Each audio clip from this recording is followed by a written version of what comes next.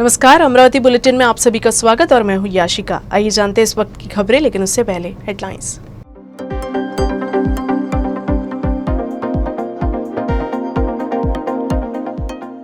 अमरावती की सांसद नवनीत राणा ने केंद्रीय कृषि मंत्री नरेंद्र सिंह तोमर से की मुलाकात। अतिवृष्टि से प्रभावित किसानों के लिए केंद्र से मांगी मदद। कृषि बीमा योजना अंतर्गत किसानों को प्रति क्विंटल 10,000 रुपए नुकसान भरपाई की मांग। अमरावती जिले के धामनगांव रेलवे में अवैध रूप से मवेशियों की तस्करी। सीसीटीवी के आधार पर पुलिस की जांच शुरू। पुलिस की कार्यप्रणाली पर भी उठे सवाल। और अमरावती जिले के दरियापुर तहसील के भामोद में शाहनूर नदी में 2 लोगों के शव के साथ मिली कार। मृतकों की पहचान जुटाने की कोशिश।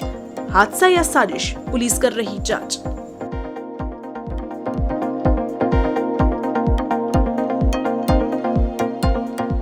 जोरदार बारिश से सोयाबीन की फसलों को काफी नुकसान हुआ है। साथ ही बाजार में सोयाबीन की कीमत कम होने से किसानों की परेशानियां और भी बढ़ गई हैं। सोयाबीन उत्पादक किसानों की मांग को लेकर अमरावती की सांसद नवनीत राणा केंद्रीय कृषि मंत्री नरेंद्र सिंह तोमर से मुलाकात की और केंद्र सरकार से कृषि बीमा योजना अंतर्गत किसानों को प्रति क्विंटल 10,000 रुपये नुकसान भरपाई की मांग की है।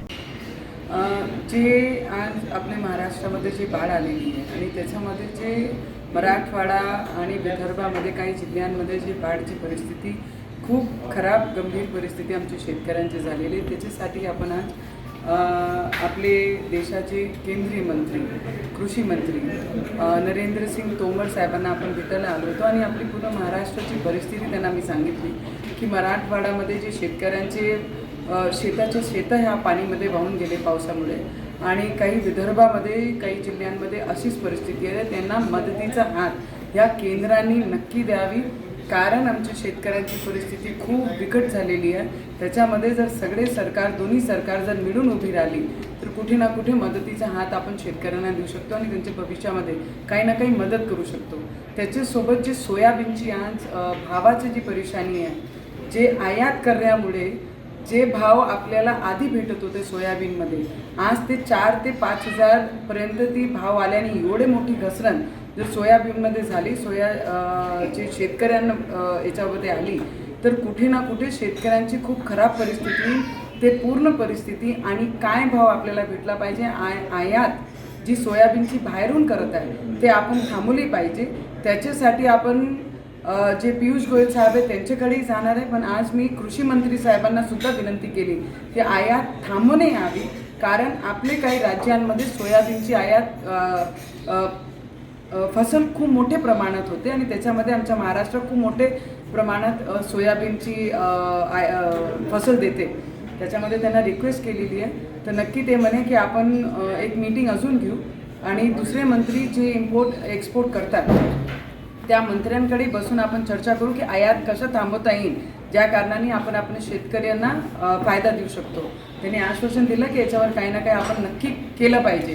कोणती आयात आलेली आपल्याला चालत नाही आपल्या देशामध्ये, पण जर कोणी येत आणि एवढा मोठा नुकसान सोयाबीनमध्ये जर होत असेल त्याच्यावर आपण नक्की बसून त्याच्यावर काही ना काही आपण केलं पाहिजे। ते सुद्धा आपण जानकारी आपले तोमर साहेबांना दिली आणि तोमर साहेबांनी आश्वासन सुद्धा दिलं की याच्यावर बसून काही ना काही आपण नक्की करू। लेकिन धामनगांव रेलवे में एक वाहन से आवारा पशुओं की तस्करी की घटना सामने आई है।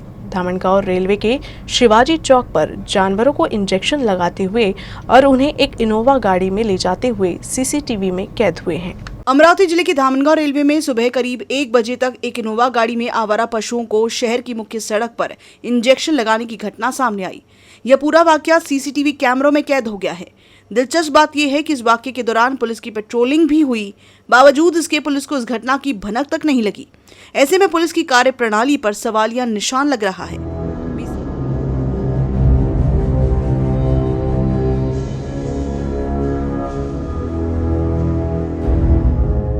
अमरावती जिले के दरियापुर तहसील के भामोद के शाहनूर नदी से गुरुवार को एक कार बाहर निकाली गई। इस कार में 2 लोगों का शव बरामद किया गया है। पुलिस मृतक की पहचान जुटाने की कोशिश कर रही है। अब ये स्पष्ट नहीं हो पाया है कि ये हादसा है या कोई साजिश। अमरावती जिले के दरियापुर तहसील भामोद के शाहनूर नदी में एक कार तैरती हुई दिखी, जिसके बाद स्थानीय नागरिकों ने तुरंत ही पुलिस को इस बात की जानकारी दी, जिसके बाद येवदा पुलिस की टीम घटनास्थल पर पहुंची और रेस्क्यू टीम की मदद से कार को बाहर निकाली। दरियापुर तहसील के भामोद गांव में महामार्ग से करीब 200 मीटर की दूरी पर शाहनूर नदी बहती है। वैसे तो महामार्ग से शाहनूर नदी तक जाने के लिए खेत से होते हुए और कच्चे रास्ते से जाना पड़ता है। ऐसे में ये कार नदी तक कैसे पहुंची, ये भी आश्चर्य की बात है। नदी में कार सीधी नहीं बल्कि उसके चक्के बाहर नजर आ रहे थे। हालांकि वरिष्ठ पुलिस अधिकारी और प्रशासकीय अधिकारी की उपस्थिति में जब कार को बाहर निकाला गया तो उसमें 2 लोगों के शव भी मिले। नदी के बाहर निकाली गई ये कार हरियाणा का पासिंग है। ऐसे में संदेह और भी गहरा गया है कि पुलिस को शव खराब होने की वजह से मृतकों की पहचान कर पाना मुश्किल हो रहा है। फिलहाल पुलिस मृतकों की पहचान जुटाने में लग गई है। साथ ही यह हादसा है या कोई साजिश, इसकी भी जांच की जा रही है।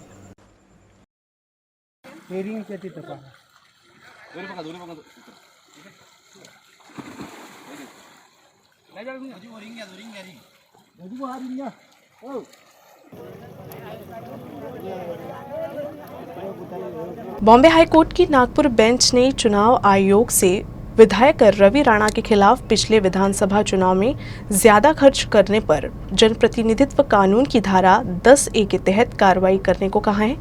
इसके जवाब के आखिरी मौके के तौर पर 2 हफ्ते के लिए बढ़ा दिया गया है। इस संबंध में मूल शिकायतकर्ता सुनील खराटे और सुनील भालेराव ने याचिका दायर की है।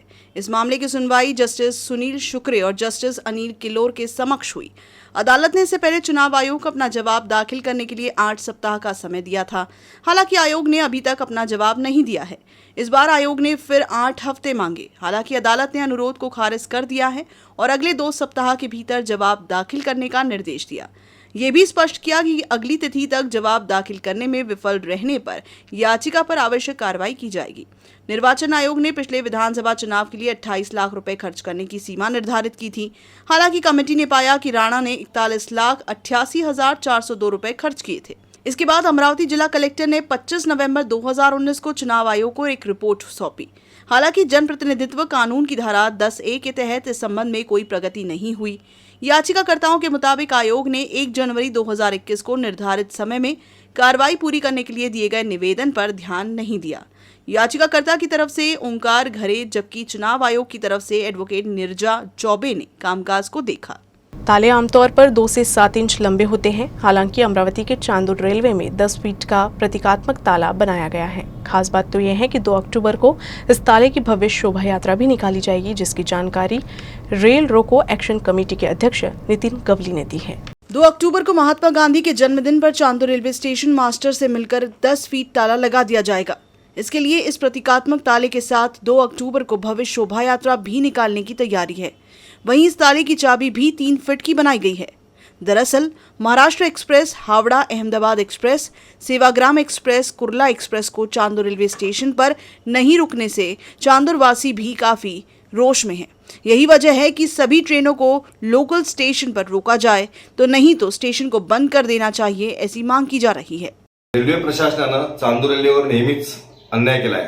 चांदूर रेल्वेवाल्यांना संघर्षाशिवाय काहीच मिळालेलं नाही। आमच्या इथे ज्या गाड्या थांबत होत्या त्या पूर्णतः बंद आहे आणि चांदूर रेल्वेपेक्षाही छोट्या स्टेशनवर ह्या गाड्या पूर्णतः थांबतात। हा आमच्यावर खूप मोठा अन्याय आहे। त्यामुळे आम्ही रेल्वे प्रशासनाच्या विरोधात येत्या 2 तारखेला गांधीगिरी पद्धतीने या रेल्वे स्टेशनवर एक त्यांना कुलूप सप्रेम भेट देणार आहे। त्यांना या गाड्या एक तर पूर्ववत करा, नाही तर मग आमचं चांदूर रेल्वेचं स्टेशन तुम्ही स्वतःच्याच हाताने इथे कुलूप ठोकून द्या। म्हणजे आमचं गाव रेल्वे सुविधासाठी आत्मनिर्भर झालं, कमीत कमी हे तरी आमच्या अंगी येईल असं मी या आंदोलनाच्या निमित्तानं या रेल्वे प्रशासनाला इशारा देऊ इच्छितो। आणि हे कुलूप देताना एक प्रतिकात्मक कुलूप आम्ही चांदूरवासियांनी तयार केलं। त्याची उंची लांबी रुंदी 10 फुटाची आहे। 10 फूट कुलूप करण्यामागचं कारण की चांदूर तालुक्यातील लोकांचा किती रेल्वे प्रशासनाविरोधात राग आहे, हा राग व्यक्त करण्यासाठी या प्रतिकात्मक कुलूप घेऊन आम्ही रेल्वे स्टेशन मास्टरना ते कुलूप सुद्धा आम्ही भेट देणार।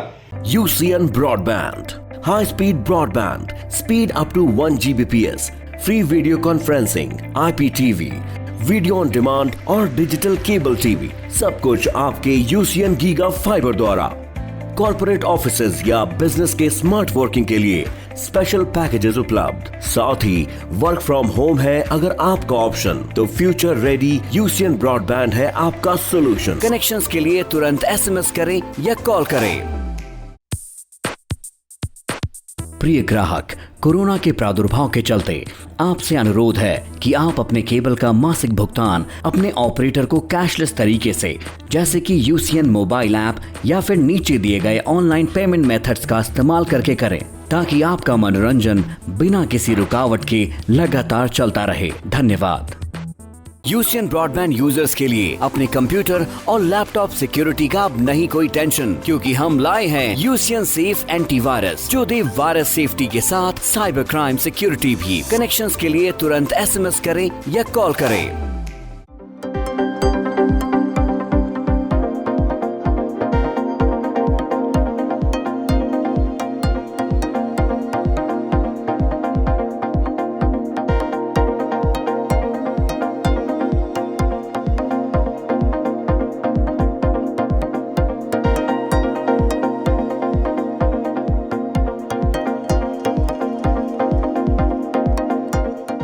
वरुड़ तहसील में ग्राम पंचायत द्वारा स्ट्रीट लाइट सहित जलापूर्ति योजनाएं बिलों के लिए विभाग द्वारा वसूली और बिजली आपूर्ति खंडित की जा रही है। इस कार्रवाई के खिलाफ पूर्व कृषि मंत्री अनिल बोंडे ग्राम पंचायत पदाधिकारियों के साथ महावितरण कार्यालय पहुंचे।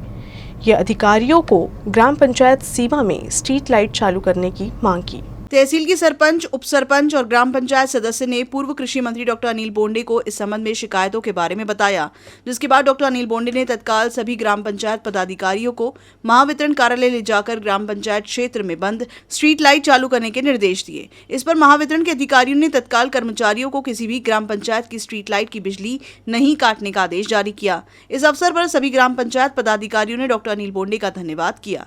दरअसल कोरोना काल में पंचायत की आर्थिक हालत खस्ता है, लिहाजा महावितरण के बकाया राशि का भुगतान करने में ग्राम पंचायत ने असमर्थता दर्शाई है। इसके बाद महावितरण ने आपूर्ति खंडित कर दी गई। हालांकि पूर्व मंत्री के हस्तक्षेप के बाद खंडित सेवाओं को दोबारा शुरू करने की जानकारी महावितरण ने दी है। वहीं अनिल बोंडे ने कहा कि राज्य सरकार को सभी बकाये का भुगतान करना चाहिए। अमरावती जिले के शिरसगांव कसाब में मंगलवार को हुई भारी बारिश से केले के बाग तबाह हो गए, जिससे किसानों को खासा नुकसान हुआ है। अमरावती जिले के शिरसगांव कस्बा में कई किसान बड़ी संख्या में केले उगाते हैं। हालांकि भारी बारिश ने कई केला उत्पादकों के बागों को तबाह कर दिया। इससे केले की फसल को काफी नुकसान हुआ है। केले के कई पेड़ जमीन से उखड़ गए हैं। जहां किसान पहले से ही संकट में हैं, वहीं इस किसान से वो फिर से संकट में गिर गए हैं। इसके अलावा भारी बारिश की वजह से गन्ने की फसल को भी नुकसान पहुंचा है। केले की फसल तैयार होने में 2 साल का समय लगता है, लेकिन तेज हवा ने सभी फसलों को उखाड़ दिया है। इसके चलते तहसीलदार को निवेदन देकर प्रभावित किसानों को उनकी फसल का पंचनामा कराकर तत्काल राहत देने की मांग की गई है। माझं भरपूर नुकसान झालं आहे 28 तारखेला। बाकी खूप नुकसान असल्यामुळे मी खूप चिंतित आहो। माझे आजूबाजूचे आमचे जे कास्तकार आहे ते पण चिंतित आहे। 28 तारखेला ही दुपारी चक्रीवादळामुळे माझं नुकसान झालेलं आहे। आता मी काय करू? माझ्या महाराष्ट्र बँकेचं कर्ज आहे, हे नुकसान पण झालं आहे। मी कायच्या मात्र फेडू हे मला हे आहे। तुम्ही काही ना काही आम्हाला मदत अशी करावी हे विनंती। आम्ही बँकेने कर्ज काढून हे पीक उभं केलं आणि आता असं नुकसान झाल्यामुळे कसं बँकेचं हे लोन फेडावं आणि कसं काय करावं। आधीच लॉकडाऊनमुळे प्रॉब्लेम झालेले आहे आणि काही सुविधा पण नहीं है। भटनेरा यवतमाल हाईवे पर बड़े बड़े गड्ढों से हादसों की संख्या बढ़ गई है। राजमार्ग की तत्काल मरम्मत की मांग को लेकर युवा सेना ने लोक निर्माण विभाग पर निशाना साधा। इस दौरान अधीक्षण अभियंता को घेरकर आंदोलन की चेतावनी दी गई। अमरावती के बडनेरा महामार्ग पर पड़े गड्ढों से सड़क पर दुर्घटनाओं का प्रमाण बढ़ रहा है। इसी मुद्दे पर युवा सेना के कार्यकर्ताओं ने पीडब्ल्यूडी विभाग को चेतावनी देते हुए कहा कि इस महामार्ग की जल्द से जल्द मरम्मत की जाए, नहीं तो युवा सेना आंदोलन पर बैठ जाएगी। मरम्मत के अभाव से सड़क पर बने गड्ढे गहरे होते जा रहे हैं, जिससे दुर्घटनाओं में इजाफा हुआ है। इस मार्ग पर गड्ढे होने से यहां पर राज्य परिवहन मंडल की बसों का आना जाना भी कम हो गया है, जिससे लोगों को खासी परेशानी का सामना करना पड़ रहा है। युवा सेना का कहना है कि पीडब्ल्यूडी विभाग जानबूझ के इस महामार्ग की तरफ ध्यान नहीं दे रही है और ना ही फुबगांव फाटे से वाघोड़ा सड़क पर ध्यान दे रही है, जिसकी हालत भी कुछ बटनेरा महामार्ग की तरह ही है।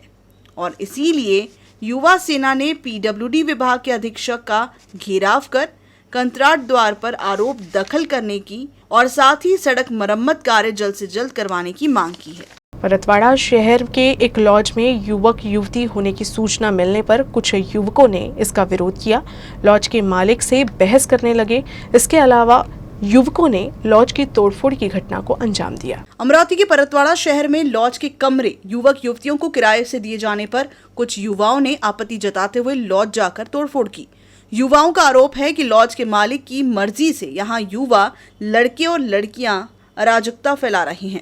मिली जानकारी के अनुसार इस लॉज में बड़ी संख्या में युवक युवतियों का आना जाना लगा रहता है, जिससे लोगों में आशंका है कि यहाँ कुछ नाजायज काम होता है। जैसे ही युवाओं ने बुधवार को इस लॉज में युवक युवती को जाते देखा तो कुछ युवकों ने इसका विरोध किया और लॉज में तोड़फोड़ शुरू कर दी। हालांकि घटना के बाद लॉज के मालिक ने इस बात को स्पष्ट रूप से नकार कर विद्यार्थी को रूम किराए से देने की बात। उन्होंने कहा कि यहाँ एक रूम लैब के लिए दिए जाने से यहाँ विद्यार्थी आते रहते हैं। पुलिस के मुताबिक युवक के साथ आई युवती द्वारा किसी प्रकार की शिकायत नहीं करने से युवक को छोड़ दिया गया। पुलिस ने लॉज पर लगे आरोपों की जांच शुरू कर दी है। त्या ठिकाणी पोलीस लागले तो विषय योग्यरित्या हाताळण्यात आला आहे। या संबंधाने जे काही तक्रारी पोलीस स्टेशनला प्राप्त होतील त्याप्रमाणे कायदेशीर कारवाई करण्यात येईल। आपण सर्वांना माझे आव्हान आहे की कोणी काही त्या संबंधाने सोशल मीडियावर किंवा इतर ठिकाणी जर काही माहिती एखादी पाठवत असेल किंवा एखादा चुकीचा निर्देश देत असेल तर त्याचं लक्ष देऊ नका। पोलीस या ठिकाणी सक्रिय आहेत, कारवाई केलेली आहे आणि असे काही प्रसंग जे असेल ते शेवटी तक्रार कायदा हा प्रामुख्याने त्या ठिकाणी केला होता आणि ज्या ठिकाणी तक्रार असेल तर ती निश्चितच त्याच्यामध्ये जी काही असेल ती कारवाई होईलच आणि आता तो पूर्णपणे पोलीस त्या ठिकाणी लागलीच पोचल्यामुळे आणि विशेषतः पोलिसांना ज्या लोकांनी तत्काळ माहिती दिली त्यांचे धन्यवाद देतो। नाव काढणे योग्य होणार नाही, परंतु ज्यांनी माहिती दिली तात्काळ दिली आणि असेच जागरूकता जर असली तर निश्चितच आपण शहरामध्ये जे काही विघ्नसंतोषी लोक किंवा एखादा मोठा प्रॉब्लेम करणारे असले तो आपल्याला तातडीने त्याच्यावर आपल्याला नियंत्रण करता येते। अमरावती जिले में गुरुवार को सिर्फ एक व्यक्ति कोरोना संक्रमित मिला है। जिले में फिलहाल कोरोना के 21 एक्टिव मरीज हैं। अमरावती जिले में अब कोरोना का संक्रमण कम हो गया है, वैसे अभी भी नए संक्रमित मिल रहे हैं। गुरुवार को अमरावती में केवल एक व्यक्ति में कोरोना संक्रमण की पुष्टि हुई। अमरावती के संत गाडगे बाबा अमरावती विश्वविद्यालय, डॉक्टर पंजाबराव देशमुख महाविद्यालय प्रायोगिक शाला, रैपिड एंटीजन टेस्ट और अन्य विविध प्रयोगशाला में सैंपल की जांच के बाद एक नया कोरोना संक्रमित मिला है। जिले में अब कोरोना मरीजों की संख्या 96,123 हो गई है। फिलहाल जिले में 21 एक्टिव मरीज हैं। भले ही कोरोना का संक्रमण कम हुआ हो, लेकिन अभी भी कोरोना से बचाव के लिए सभी एहतियात बरतने की जरूरत है। खबरें समाप्त करने से पहले एक नजर हेडलाइंस पर।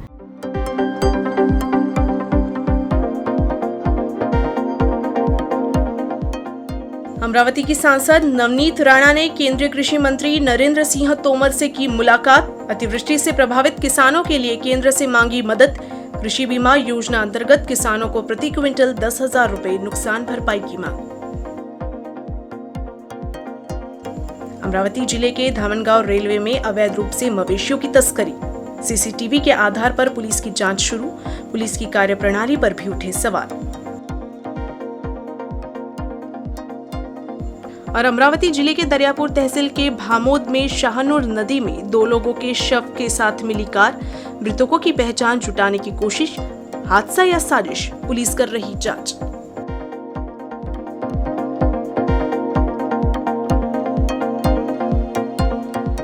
न्यूज रूम से बस इतना ही। खबरों का सिलसिला यूं ही चलता रहेगा। आप देखते रहिएगा यूसीएन न्यूज अमरावती।